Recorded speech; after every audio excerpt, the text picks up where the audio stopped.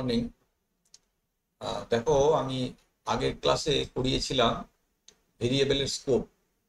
তো ভেরিয়েবলের স্কোপ ছিল লোকাল আর গ্লোবাল পড়িয়েছিলাম। এছাড়া ভেরিয়েবলের যে স্কোপটা বাকি আছে সেটা হলো লোকাল আর নন লোকাল যে স্কোপ আছে সেইটা। ফাংশনের ক্ষেত্রেই কিন্তু এটা হয়, তো অন্যান্য ল্যাঙ্গুয়েজে সব ক্ষেত্রে এটা দেখা যায় না। দেখো, পাইথন একটা বিশেষ বৈশিষ্ট্য পাইথনের আছে, সেটা হচ্ছে নেস্টেড ফাংশন ব্যবহার করা যায়। ঠিক আছে, যেমন ধরো আমি এখানে একটা ফাংশন লিখছি, আউটার ফাংশন বলে একটা ফাংশন লিখলাম। এই আউটার ফাংশনের ভেতরে ধরো কোনো একটা ভেরিয়েবলের ভ্যালু অ্যাসাইন করলাম। ধরো আমি a ইজ ইকাল টু 2 রাখলাম, এবং এটা রাখার পর সেটাকে প্রিন্ট করছি এই আউটার ফাংশন থেকে। দেখাচ্ছি value of a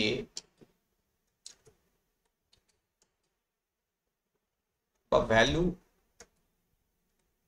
from outer function, এই কথাটা লিখলাম। তো এইবার দেখো, এখানে a এর ভ্যালুটাকে আমরা দেখতে পাবো। এইবার আমি কি করছি, এই ফাংশনের ভেতরেই একটা ইনার ফাংশন ডিফাইন করছি। এবার যে ইনার ফাংশনটা ডিফাইন করলাম, সেখানে a বলে যে ভেরিয়েবলটা আছে তার ভ্যালুটাকে আমি 5 করে দিলাম, এবং সেই ভ্যালুটাকে প্রিন্ট করলাম। করতেই পারি, এবং যেহেতু এটা আউটার ফাংশনে অলরেডি ডিক্লেয়ার করা আছে, সুতরাং নতুন করে ডিক্লেয়ার করার প্রয়োজন নেই। খালি এই জায়গাটা আউটারের জায়গায় আমরা ইনার লিখে দেব। ঠিক আছে, আচ্ছা।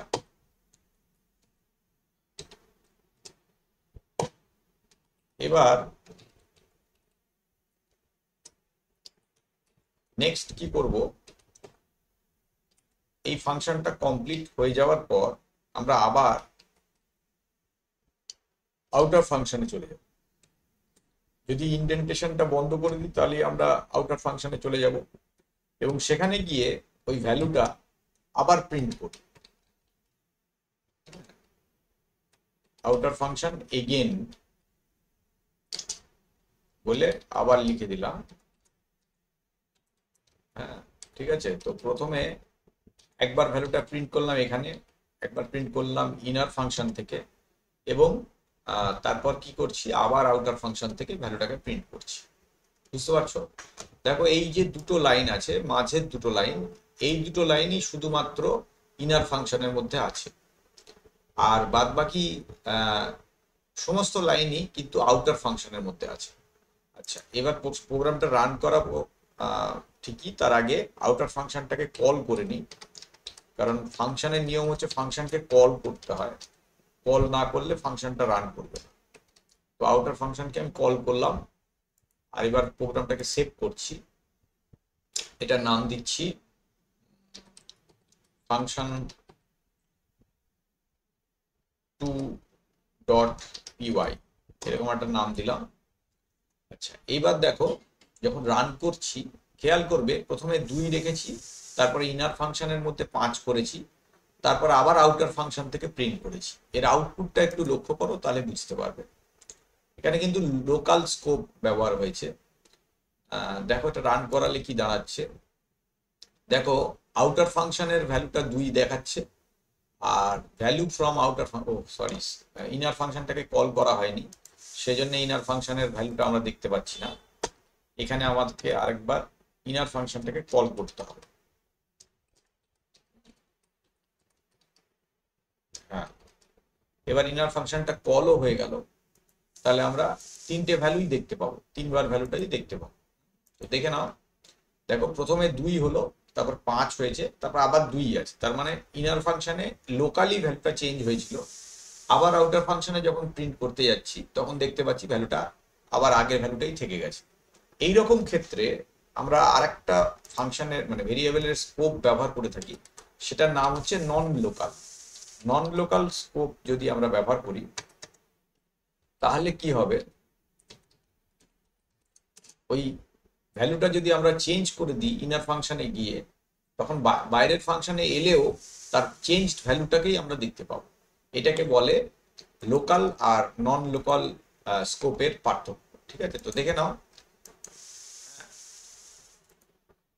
কি হলো। ওহো সরি, এটা আবার এক লাইনে হয় না, এখানে প্রথমে ভেরিয়েবলটা ডিক্লেয়ার করতে হয়, তারপর এটাকে আমাদের ভ্যালুটা ডিফাইন করতে হবে।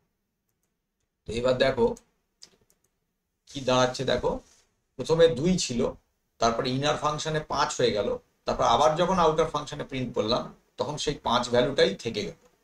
এই জিনিসটাকে বলে নন লোকাল স্কোপ।